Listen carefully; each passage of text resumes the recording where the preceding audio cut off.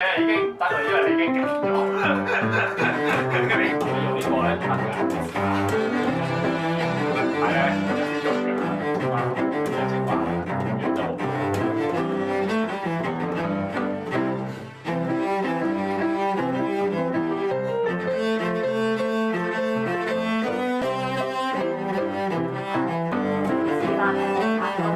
而家拍好難拍㗎喎。咁啊係啊，講兩句得唔得㗎？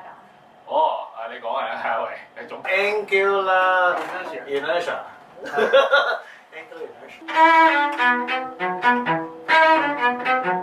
呢個嘛冇，唔係啊，已經唔得啦，因為你已經勁咗。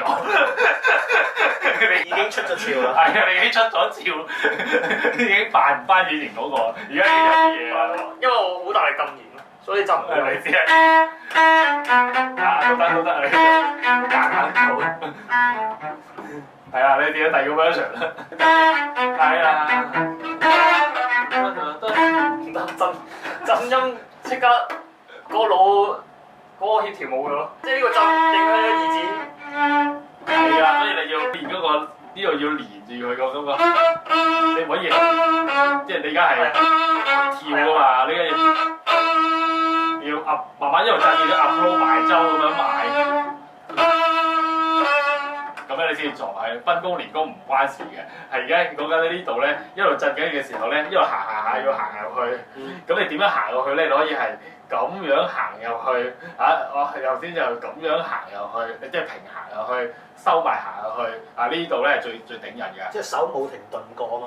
係啊，同一個幅度，無論你係用緊隻 A 指或者係中指都係同一個幅度。係啦，除咗頭先講嗰個之外咧，就諗埋你入力嘅角度啊，點樣入去？可以咁樣斜入去，你可以打橫咁樣直接扮落去。咁你教 Suzuki 而家低 B 啲啦，落上我自己落上咗去先啦。你搞第一層次先啦。你都未開發咁樣啲人哋咁樣懟落去啫。咁但係有啲人天分高啲嘅，咁啊就可以早啲咯，早啲搞咯。咁所以咧，教 Suzuki 嘅第一個關鍵 volume one to volume three 開始教震音咧，一定係頭先頭打直篤住先。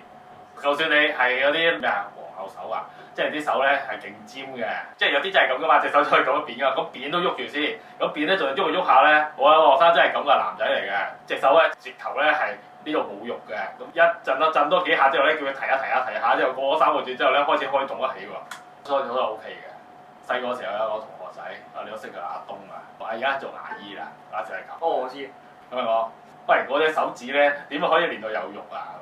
我話冇嘢嘅，總之你揾啲鐵線，日日係咁撳佢，你撳翻1個禮拜咧就有啲肉㗎啦。跟住1個禮拜我就好，喂真係得喎，枕嚟㗎。係啊，係枕嚟㗎，真係咁練啫嘛，好變態㗎，但係真係咁練嘅。所以咧，一早啲嘅習慣就係要追慣咗你個枕友咧就掂啦。我以前我 Miss 咧 show 嗰個喺佢嘅青蛙手，一隻青蛙啦大佬，咁樣走個波喎，好恐怖啊！即係你一係近睇嘅話，隻手咧全部青蛙嚟嘅，咁樣伸出嚟哇！係啊，咁你都練翻啲嘢差唔多㗎啦。係因為有呢啲肉咧，你追落去咧個聲啲厚喎。咁你有係靠厚啲有得揀㗎。跟住我就練嗰個肉咁樣篤落去啦，定還是咁樣彈落去啦。玩就玩呢啲咯。咁樣你拉琴嘅耐力提升咧，就係靠呢個嘅。西樂要玩呢啲，呢啲係邊度學咧？都要玩村麻學嘅。所以我哋遲啲咧搞村麻係就要搞呢啲嘅。會弱咗，但係就可以好似確保到你落翻去個 D 嗰時，嗰個頻率啊、速度啊。咁樣諗弱咗係因為你4隻手指係一個手掌震音嘅活動。如果你諗住佢係手掌震嘅話，咁你4、3、2、1咧都係咁震㗎啦，都係咁 OK 嘅。咁不過咧，你個手指嗰個會鎖死咗佢咧，你調翻轉咧，本身你個音咧就變咗抽晒筋咁樣，因為你兩個都係一樣比例啦，兩個已經變成一樣。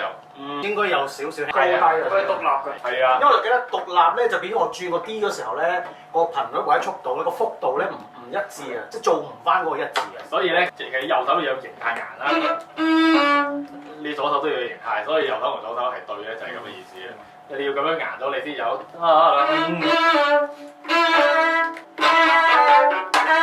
咁所以可以就咁 hold 死佢。卡巴拉時都係咁㗎，你要咧放開晒震完之後，慢慢 approach 佢先轉，其實係個重心轉換嚟㗎嘛。